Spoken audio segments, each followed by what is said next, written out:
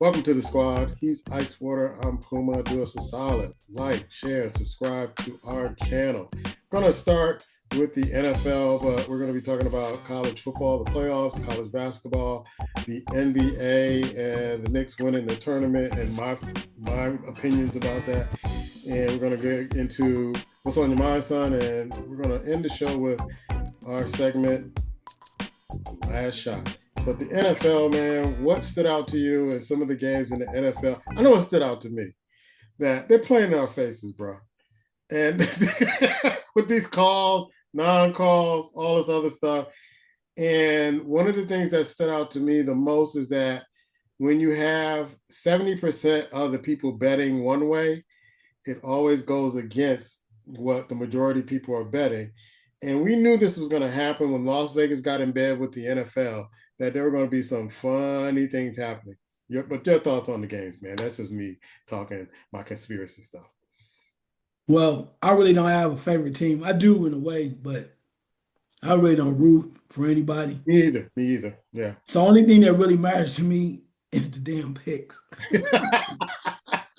Tell you, for real. I know that's a whole different show. Yeah. I'm gonna be honest. But in that regard, to watch the two games I chose to watch the teams leading and moving forward, knowing it's over. And then all of a sudden, get these Cinderella endings, like Seattle versus the Rams. How many times is the referees, they made every concession for the Seattle Hawks to come back and win so the 12 men could be happy. They made a call about a 2-point conversion, about a guy being on a lateral backwards pass, that if the other defensive man touches it and behind the line, then the other guy can grab to go to the end zone and pick it up, and it's 2 points. That might be the rule, but it was lateral. It was not it did not a pitchback. It was not behind the line. So eventually, Seattle wins that game in overtime. Then I'm watching the Bears and the Packers. And I know I got the Packers. The Packers have won the game. It's over. And then all of a sudden, the Bears come back and win in overtime. And I'm saying to myself, 2 overtime games, 2 things that you thought were going to happen that didn't happen. 1-1 I would have been okay with. And I'm not usually a conspiracy theorist like Puma may be. But this rubbed me the wrong way. And I'm not a fan of any of these teams. It's all about W's and L's. One of the things I will say about both games, I was sitting there watching it, and when I saw that they were going to give that guy the 2 points, I went outside, took out the garbage. I went and started up my Jeep for a while because I knew the game was over and that they were doing, you could see the calls that were happening before that. And it's like, okay, it's almost like what I was telling Pop the other day. It's almost like watching a movie. And for me, when I watch a movie and then I'm like, oh, I know what's going to happen now, I get disinterested. And so that's what I did. But in the Bears game, and I know Bears fans are going to hate me for this. I know it. I don't care. They did not review that touchdown. The guy did not have control of that ball. That was not a touchdown. And I'm not, the Bears, I don't root for any teams. That's why we mentioned it before. We're not rooting for any teams. But what's fair is fair. And I'm like, sitting there like, are they going to review this? Because it was clear I saw the guy bobble the ball hit the ground.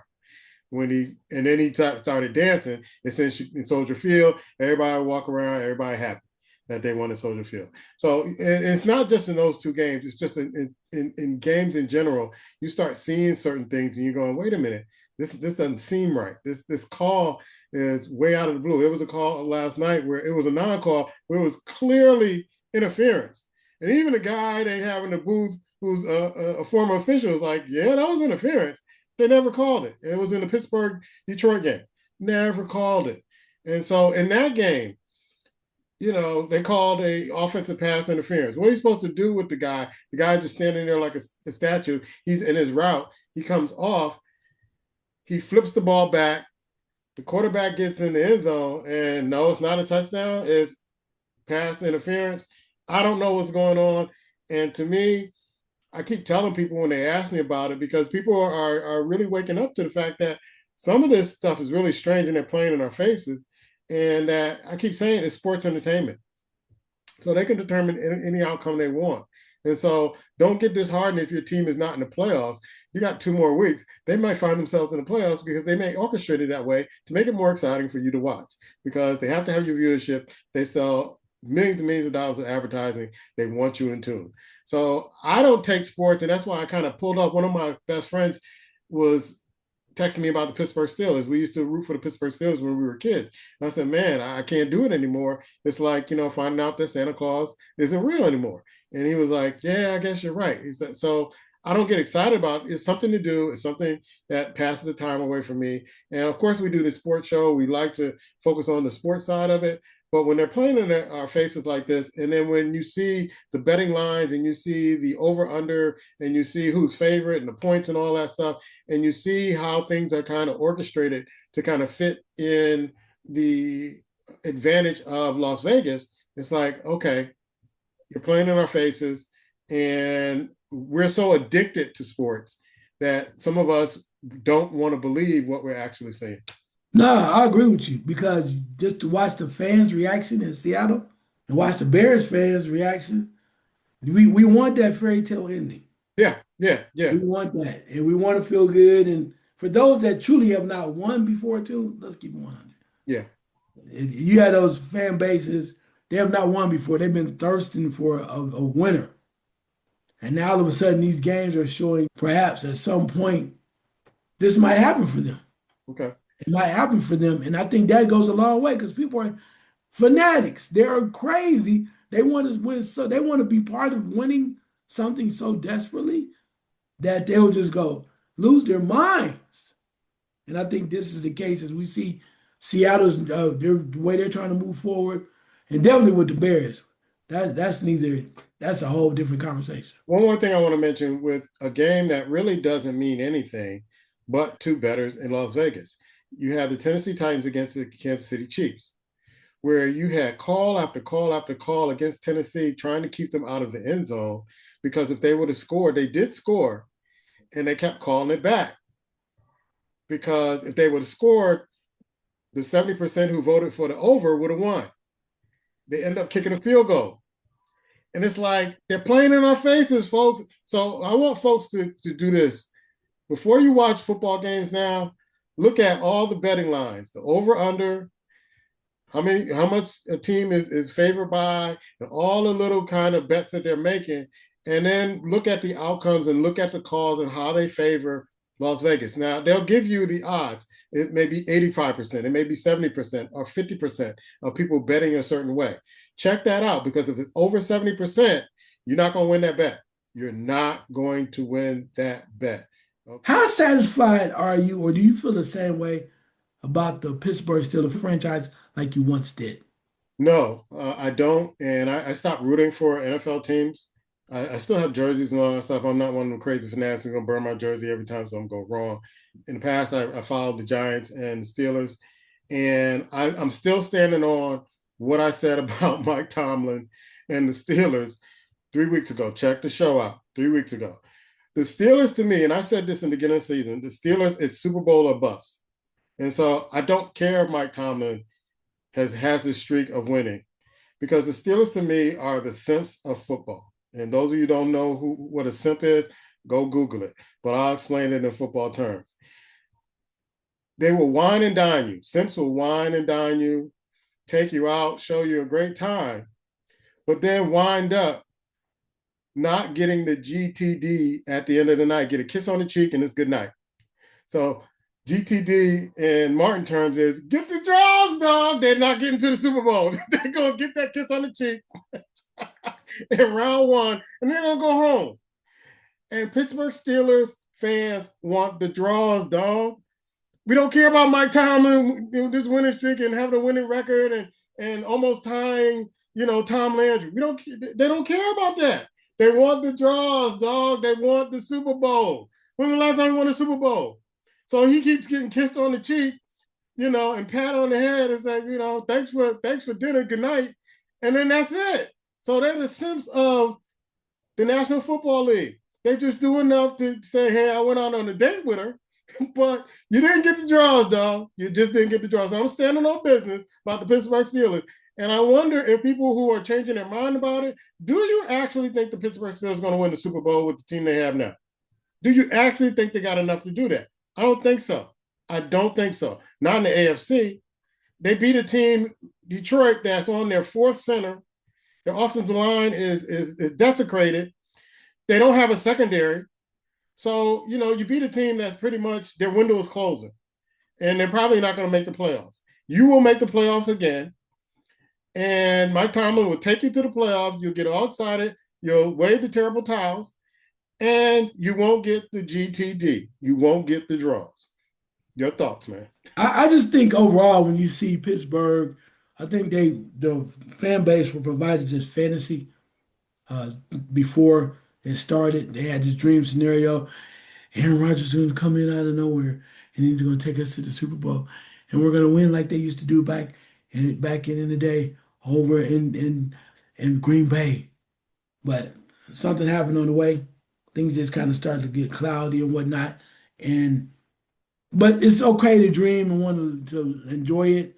But the reality is starting to set in, and we had to ask yourself, really, how good is Pittsburgh right at this point? How good is Pittsburgh, and how good is the AFC? But maybe, just maybe, there's a chance because there's a lot of waffling, right? We don't know how good Buffalo is right now, right?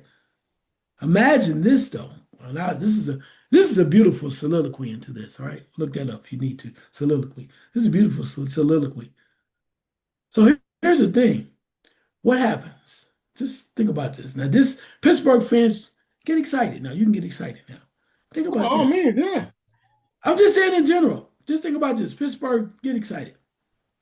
What happens if we get to a point where we have a playoffs without Kansas City, Patrick Mahomes, and no Baltimore with no Marmar? Somebody's got to win. Could be Pittsburgh. Buffalo's waffling. Is Denver really that good? Who's left in the AFC? Seattle? Well, that's the NFC, right? So yeah, So do you think they can beat New England? I don't think they can beat New England. I don't think so either. But New England is new to the party, right? Yeah, yeah. Tomlin's supposed to be this veteran quarterback. The Chargers are off center. All I'm saying is, if no Mahomes, no Ravens, they got a shot. Pittsburgh Steelers new to the party too. So who's on this team that's been far in the playoffs ever? Nobody but Tomlin. Tomlin has that experience. All I'm Tomlin saying is, and Grable with the New England Patriots. he You does. got the Jacksonville Jaguars. Jack, come on now, come on. I mean, we said that early this season. Oh man, they're Nah, come 7-3, on. bro. Okay, but come on. All right, I'm not gonna argue about this. Wait till the damn playoffs. They gonna show you who they are.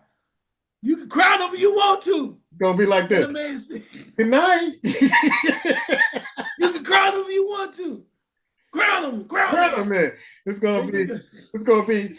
Thank you for the nice date and the first round Look, yeah, girl. I'm gonna call you. Get the draws. I'm gonna call you. I'm gonna call you tomorrow. All right. I'll call you. Let's do this again next year. I really enjoyed myself. I have a great time tonight. Beautiful. Thank you for going out with me. She taking it to go boxes of lobsters, steak, and crab legs and all that stuff, and you going home. Why you need 3 boxes? Yeah. Oh, it's a lot of stuff. Yeah, but you got the date. You got the date. Yeah, yeah, yeah. All right. College football. College football playoffs, man. I told you last time I was not going to watch Tulane and James Madison. It wasn't going to be worth it. I did not watch those games. And I think it's getting to the point, and I can see the committee doing this, saying, you know what? Instead of looking at all the conference champions, we're going to look at the best teams in football, which I heard Tony Kornheiser say this, and I kind of agree with him. And I said this a week before they came out with the final picks, that Texas and another team probably should have been in the playoffs and gave a better showing than Tulane and James Madison at this particular point. Texas and maybe Notre Dame could have shown a better showing than these two teams. And I'm usually the guy that fights for the little guy in the little colleges. I've been historically doing that over the years, but when it comes to bowl season, they're clearly not playing the type of schedule these top teams in the top conferences are playing. And it shows when they get out there that once the first quarter is over with, it's pretty much you know who's going to win, you know the outcome. You go and watch other sports, and I think it's going to get to a point where advertisers are going to go, you know what, you got to give us a better matchup so that we can sell our products. Then you're putting up James Madison or Tulane, and please, James Madison, Tulane folks, don't come after me. I'm just saying these football teams are not on the level of Oregon and of a Ole Miss. But the Miami Florida game and Texas A&M, I expected Texas A&M to win that game, but I mean that was a snoozer. I think I fell asleep on that game. Then I got up and turned to some other college basketball, other games. But the teams that are matched up now, you got Oregon against Texas Tech, you have Alabama against Indiana, which should be a good game. Ole Miss against Georgia, and Miami, Florida against Ohio State. And one of the things that I pointed out offline is that most of these coaches in the college playoffs came from the Nick Saban tree. And that was very interesting that Alabama got in. And if Alabama would have lost, you said Notre Dame fans would have screamed bloody murder. But they got in and they were down 17-0. And they came back and Oklahoma just fell asleep. Stopped playing, and they only scored one touchdown after that. And it was their own fault. They should have won that game. They just didn't adjust. No doubt. From the standpoint, when you think about Notre Dame, Alabama had to win a game because of the factor that 3 losses. Notre Dame said we have 2. And you would have been hearing about it forever. You still hear about it now. Yeah. Texas, not so much. I think the committee overall wants to try to do the right thing, make sure they include the little guy. Yeah. That's why they talked about the conferences of the Power Five.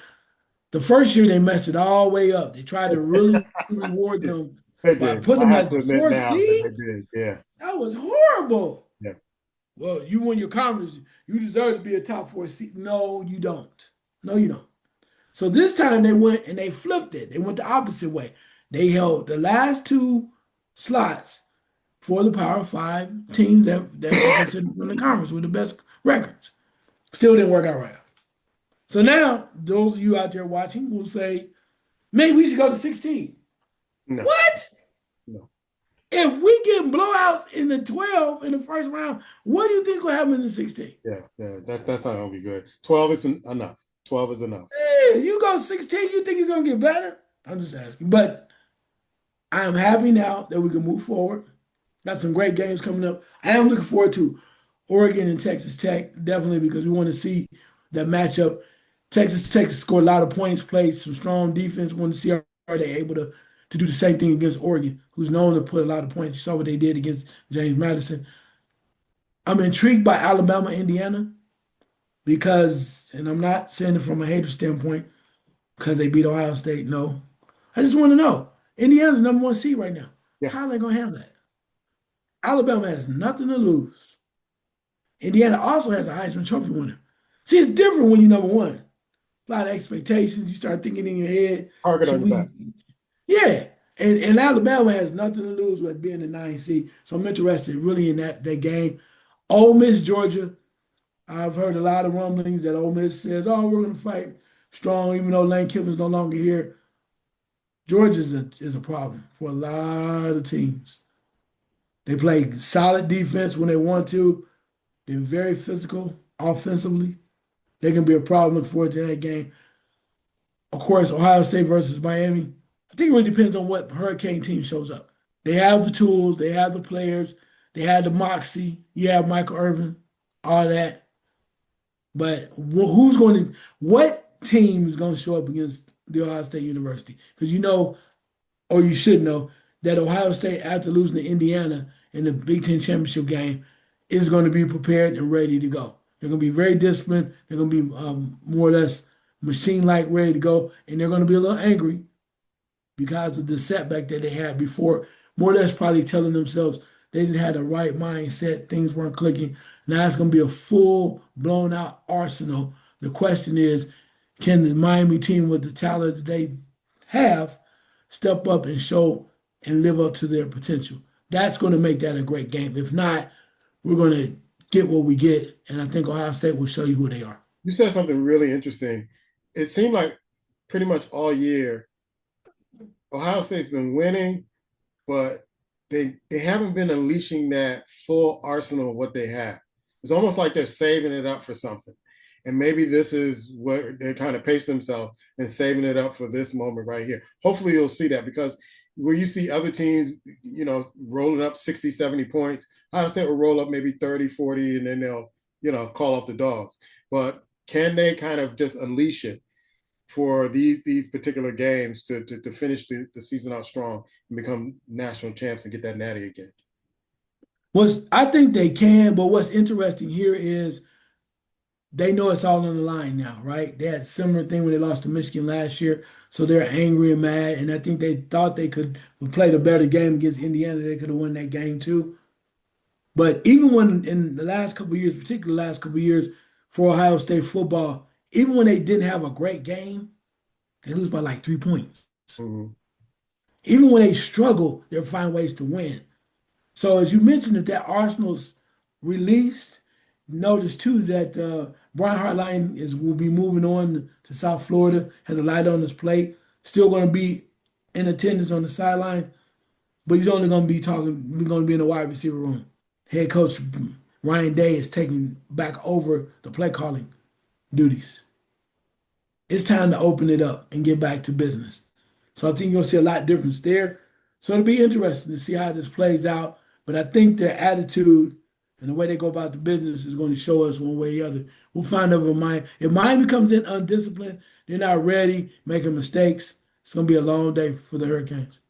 In order for Ohio State to get to that point for a national championship, they have to beat Miami. They have to beat the winner of Georgia and Ole Miss. And then Indiana has to beat Alabama, and they have to beat the winner of Texas Tech and Oregon. I wouldn't mind seeing an Indiana Ohio State rematch in the national championship game. I wouldn't mind that at all, because that was a good game last time, and I would like to see it again. Any other thoughts on college football? Yeah. Well, it's going to be interesting to see that rematch because I've said it before, I said it before, and I'll say it again. Georgia's a problem. Georgia is out of all the teams that, if I thought about this, looking at it from an analyst standpoint, that might give Ohio State most trouble, I think it's going to be Georgia. Plus, two, the factor is that if Ohio State and Georgia play, they'll play in Atlanta. It's going to be a home game. To me, Georgia has really a nice little setup. I think they play in New Orleans this week.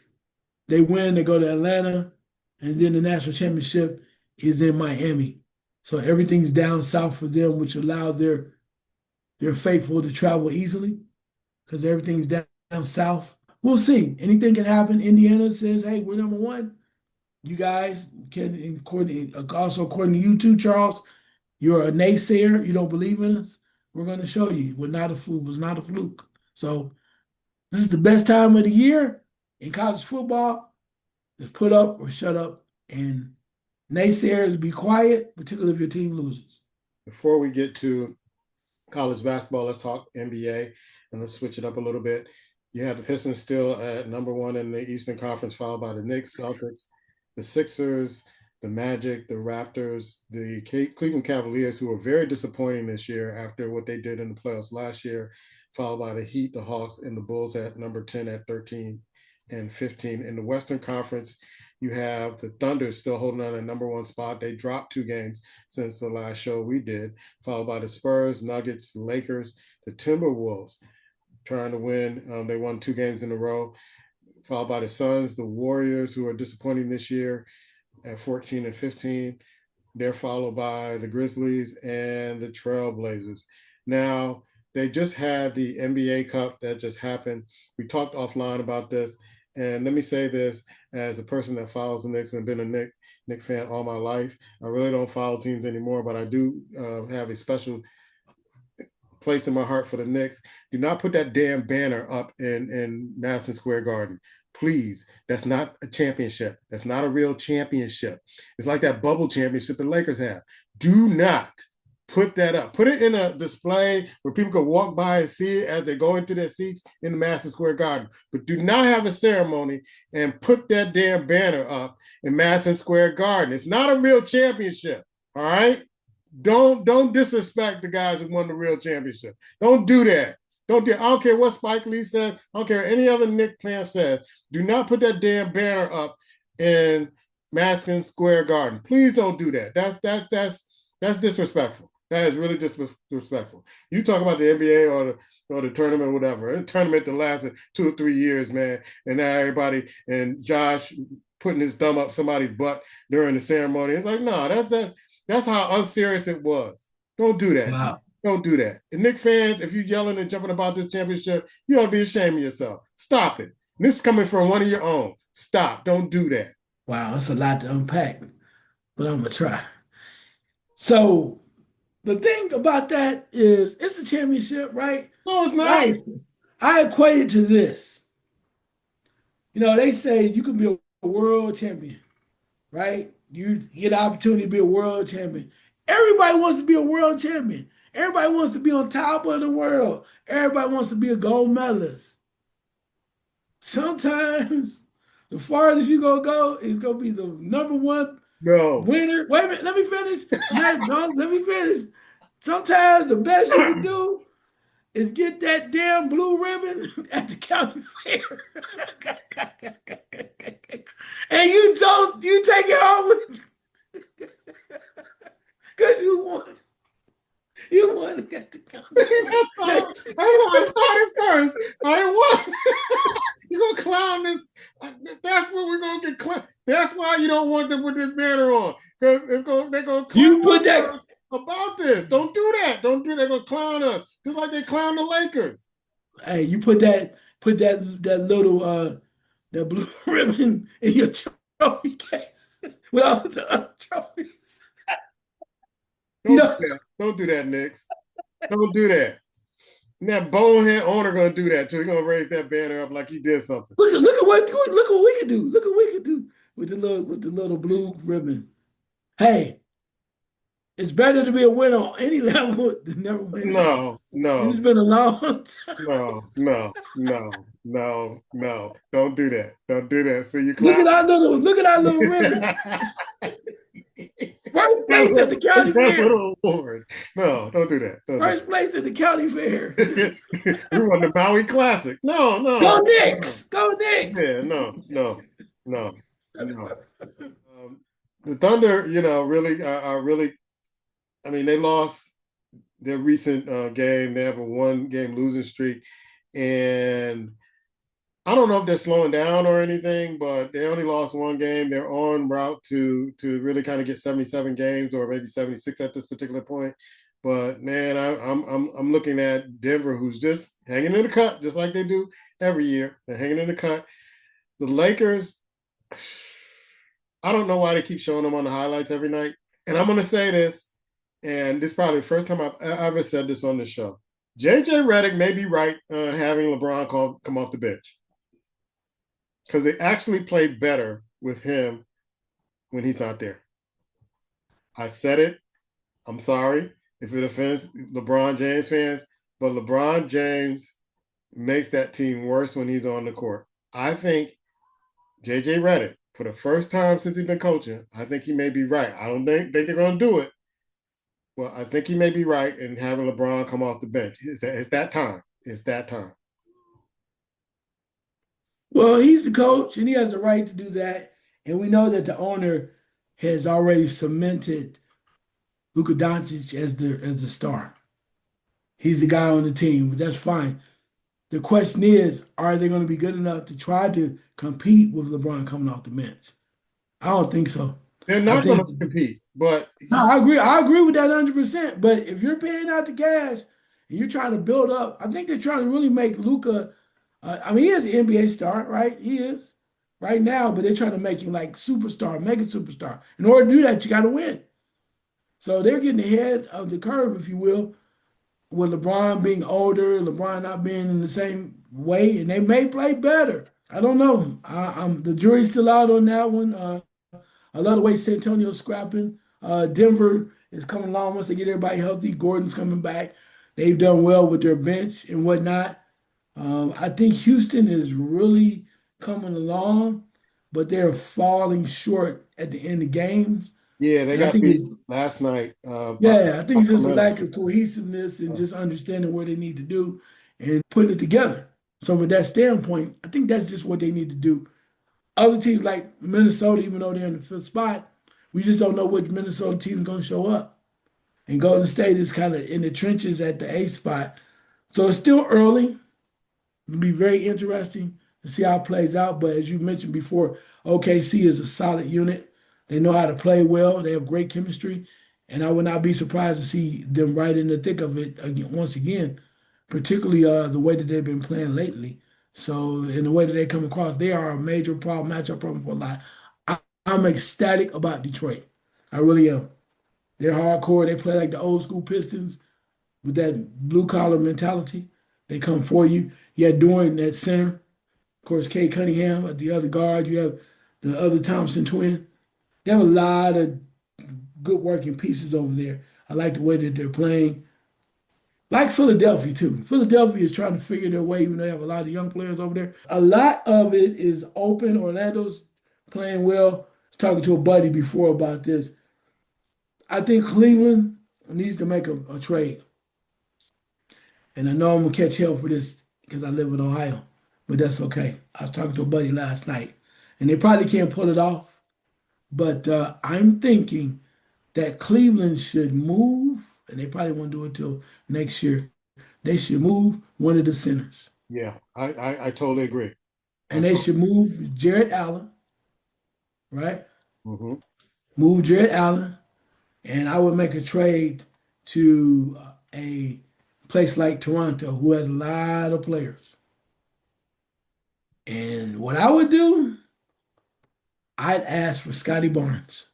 Ooh, Scotty Barnes at that small forward slash power forward can do a lot of things, very versatile. Kind of like what Toronto when they traded Siakam to Indiana. doesn't he have Get some issues? huh? Some quirkiness, some issues that I mean, he might, but I mean, what you gonna do? Everybody got issues.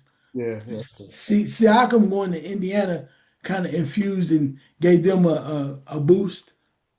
And I think Scotty Barnes, still young enough, will help them because they need more of a scorer at three because they went and spent all that money before and got the free agent, is it Sturz from Miami, hmm who I think they overpaid for because he hit a couple of threes. Everybody got paid on that Miami team that year. yeah, So go back to Gabe Vincent, that's another story. But I'm just saying, I think Scotty Barnes could really help them at that three. And I think Jared Allen, and you could probably get some picks for him, would suit Cleveland just fine. yeah. And some news from the Bulls here. This is why the Bulls can't have nice things. You know, you have Michael Jordan, and you enjoyed a great run, and then you can't have anything else nice after that. Is that Giannis Antetokounmpo's people called the Bulls and like, hey, we're thinking about making a switch. Would you guys be interested? And you know what the Bulls officials said? No, we're good.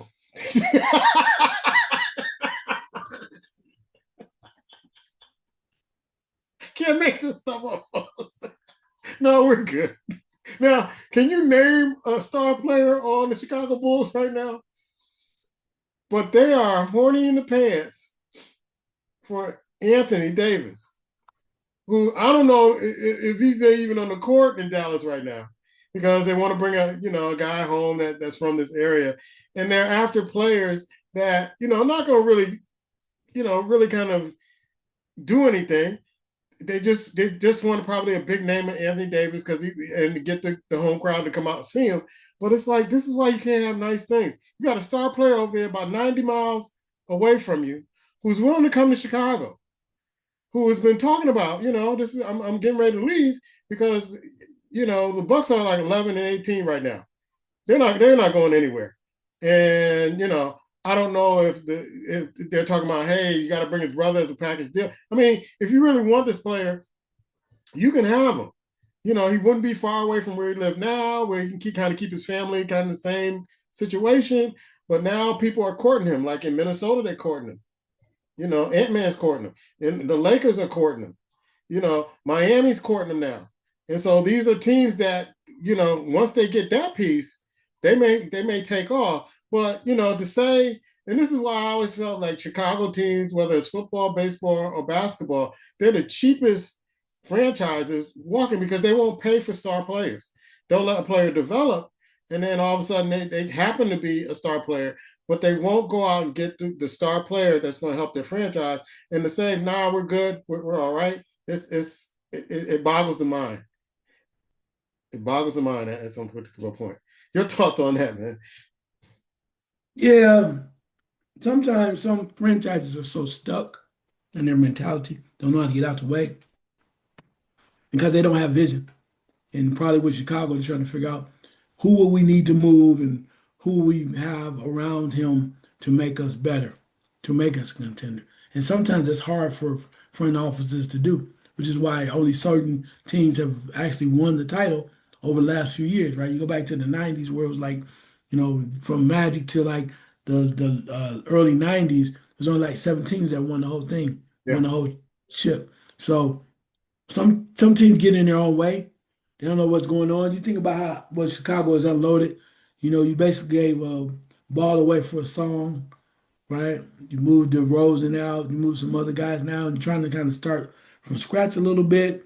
But where do you go from here? And maybe they think Giannis is too much for them. So they're not the only ones that think that way. Wow. I'm sure there's some other franchise too. Because right now you look at interested to see what Boston's going to do. Maybe just taking a year off because they know Tatum's coming back, but Right. they gave up a lot in order for them to try to stand on business this year by themselves. Even the Knicks, there was talk about the Greek freak going to the Knicks, but the Knicks will probably have to give up so much that they're not willing to do it. And I totally understand that. But what my problem with the Knicks is they'll get old beat down players from the Chicago Bulls and try to make them stars up in New York, and taking rejects from the Bulls, which is not going to work. And I see not only does the do the Knicks do that, but the Giants do that too. They'll take beat down players from someplace else and try to make them stars with their football team. And so I don't know. We'll see it, but that cracked me up when I saw it, and I saw reports. I had to verify it, and I'm like, oh my god, this is why they can't win. Let's go to college basketball, man. In the top 10, you have Arizona, Michigan, and Iowa State. All of them have 11 game winning streaks. Iowa State has a 12-game winning streak. I haven't seen Iowa State play yet, but I want to see them play because they're ranked pretty high. Followed by UConn, Purdue, Duke, Gonzaga at number 7. You have Houston at number 8, Michigan State at number 9, and BYU is hanging in at number 10 spot. Let's talk about some of the other teams. Let's go 5 more. Vanderbilt, haven't seen them yet. North Carolina, saw them recently, and Caleb Wilson is the truth. He is the truth. Nebraska, got a chance to see them. They're at 12-0. Alabama at 9-3. Texas Tech at 15. And they finally booted out St. John's after their loss last week out of the top 25, which is well deserved because they're not a good team at this particular point. They're just not ready for the top 25. Your thoughts on college basketball? I'll say this: the top 10 is hell to pay. Arizona is playing real well early on. Michigan is a nightmare with size and potential and maybe the way they're able to get up and down the court. Iowa State is just playing straight basic basketball, but they come at you in droves. They can score 89 points on you and try to hold you down to 60. They just play good, solid basketball like them there. UConn, with the size and the coach and the way the experience they have, they cause problems as well. Number 5, Purdue, shooters, one of the best players in the country, but I think they're still small, but they're still finding ways to win. Duke is just a situation that's going to continue to grow and get better. They're just young, and by tournament time, they're going to be amazing. Gonzaga has had its moments, ups and downs. They have some dynamic players, but we'll see how they evolve overall. And I don't know how they're so low, but it's okay. The Houston Cougars I watched Houston over the weekend handle Arkansas. Yeah. Very impressive. Arkansas might be one of the most. Every time I watch them, it's like, make you do this. Arkansas is probably one of the most athletic basketball teams Calipari in the has been country, playing really well, but and they're not ready yet. they don't play. They don't have the biggest IQs on that team. But you do not. We would not want to play them in the pickup game. I No. can promise you that. You would not want to play, but they're still good. Michigan State is solid. I like the way that they play. Let's see. I watched North Carolina against Ohio State, and I saw they have potential. So we'll go from there. Two other teams, real quick. Nebraska is for real. Yeah, they are. I got a chance to see them. Yeah, I think they beat Nebraska St. is for real. John's. The game I saw them, they beat St. Mhm. They're tough.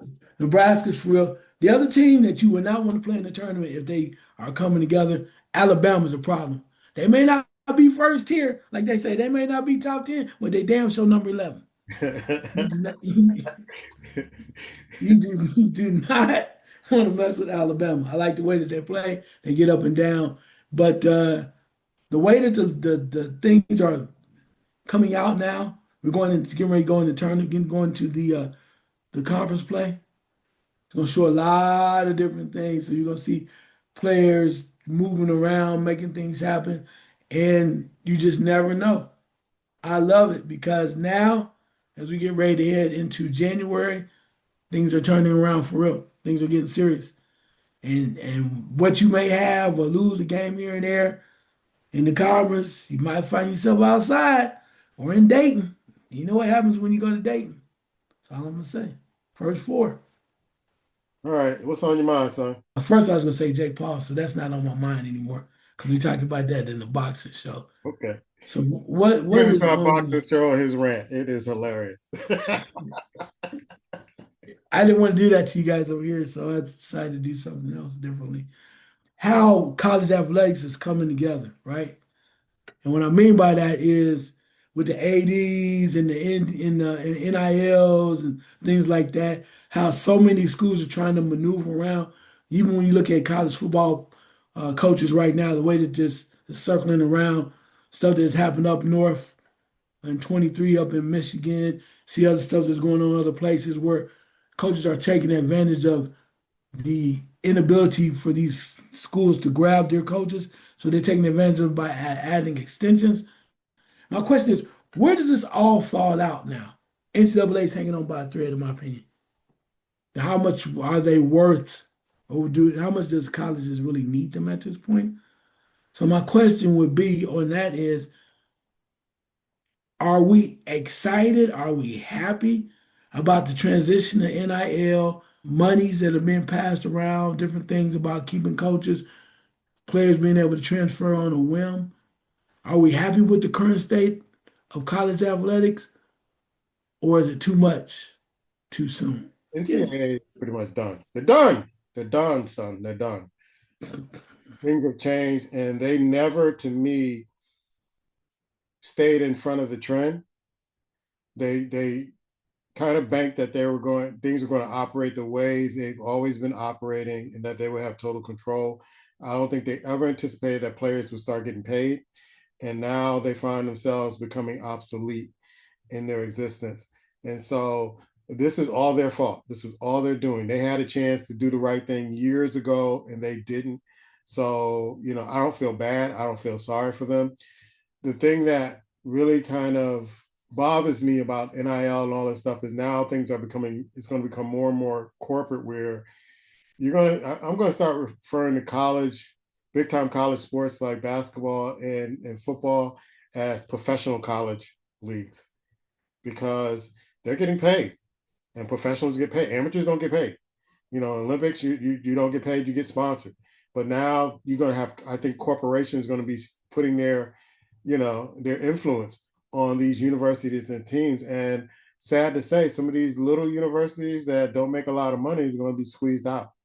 And so I can see it getting so big that it becomes the other professional league before you get into the NFL and the NBA. College is becoming it has already been a billion-dollar business.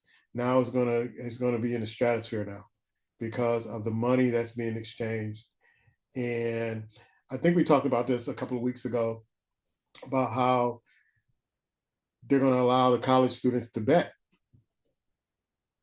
And that's going to make it really, really, really funky and strange, because you see what's happening to the NBA and the NFL and all these strange calls and all this other stuff, and how things kind of work with the betting lines and all the other stuff. Now I think it's going to affect college. And please keep your hands off high school. I know in Illinois, they're increasing the teams that are in the playoffs. So a team that won in high school football, a team won maybe 3 or 4 games gets to participate in the playoffs. Why? Why? Everybody's getting participation awards. Everybody's trying to make more money. And so they see a way of making money. And the way we looked at sports when we were coming up is not going to be the same. So it's kind of inevitable that NCAA is becoming obsolete, but it's their own damn fault. Totally understandable. Yeah. Last second shot, I'll go first. Jimmy Butler put out a post that says, he doesn't want to be an all-star. Please don't vote him in the all-star game, because he'd rather people send a GoFundMe account to send him to Barbados. Newsflash for you, Jimmy. Nobody was voting for you for the All-Star. What have you done? What have you done? Sell your $100 coffee, play with the Golden State Warriors, and shut up. Shut up. You're not an all-star. You this was your problem all along. You think you're bigger than you are, and you haven't proved anything. I don't even count that bubble tournament that you were in, where you kind of showed out and almost won the bubble championship. Nah. Just shut up and sell your coffee, bro. You weren't an all-star. You're not going to be an all-star. They're going to put Steph on the all-star game, and you, please stop it. Stop it. Don't flatter yourself. You know, I don't know what you're thinking, but maybe you just wanted clicks on this. But geez, I ain't got no more to say about that, bro. Your last second shot. My last second shot is based around WNBA. I know it's going to surprise you. I've been watching closely about the negotiations. I guess they have been extended between the league and the player association, right? And the league is trying to. The WNBA has offered the revenue sharing of like 15%, and the players want 30%. So let me just say this, and I applaud the presidents and whatnot wanting their worth, right? What they feel that their worth is. But if when you start out where you have a league where women, let's say some of these the players, these women, their players are average salaries like, I'm just throwing a number out there, $245,000, right? And the revenue is going up and a lot of things going on. And then the league wants to raise your salary up to about a mil, something like that. That's a significant jump for a minimum salary, right? Considering where you were at before. Do the math, 250, $1 million, right? Of course, the star players will get more money. But for some reason, and granted, they may think they're worth that while. I think that the WNBA wants to kind of be almost on par with the NBA. And you can keep fighting. The question is, how far do you go?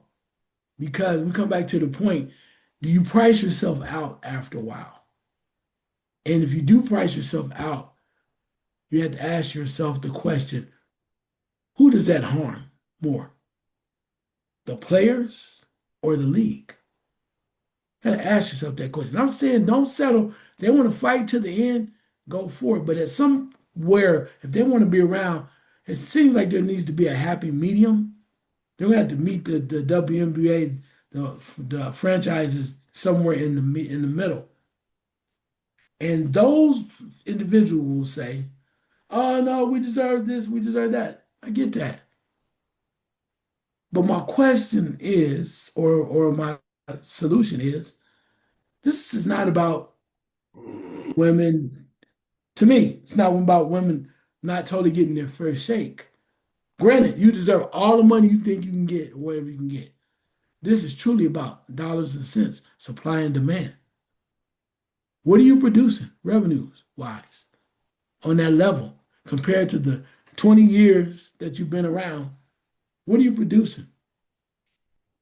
And maybe you deserve more. I think they do. But what are you producing? I always say this. Could you take the WNBA out of its current state of playing in the spring/summer and put it right now or in the wintertime? Nope. How would it fare in regards to revenue, TV? It'd be very difficult, even to compete with women's college basketball. It'd be very difficult. So again, there's a reason why they play at that time of year. So get all your money, but just understand at some point you might have to compromise. Because what I'm most fearful of for the WNBA is they're going to price themselves out and they're going to demand certain concessions. And then you're going to turn around when it's time to start the league. Nobody's going to turn the lights on. No. And if you go away, who's going to really miss you? I think they need to learn that. I don't mean to intrude on your last second shot. I totally agree. I think they need to learn that lesson. And I think some of the women that are in college basketball right now need to go to an economics class. You're hemorrhaging $40 million a year. You're not making any money. You're losing money. And maybe when you go on strike, maybe that's the only time you will make money because you're not playing. Maybe they need to learn this hard lesson because Lululand is becoming a real place for women. It's becoming a real place. You're delusional to think that you're going to make all this money and the league is not making that money. Where is money coming from? You're treating the NBA like a simp, like they're supposed to give you all this money. They don't have to. You haven't, in all these years, you haven't been able to sustain yourself and get off to a running start and make money. So I think they all need to take an economic test. Somebody needs to break this down to them. And maybe this is the lesson they need. Strike and see who really misses you during that time. Because you can't compete now. There's too many sports and things happening. You couldn't compete now. Nobody will watch you now. I love women's college basketball, but I'm not watching it now. I'm not watching that unless it's UConn and South Carolina, the big games. Other than that, I'm not watching it. It's not making money. It doesn't make money. And you know the old street lingo. If it don't make dollars, it don't make sense. That's our show. We'll see you next week.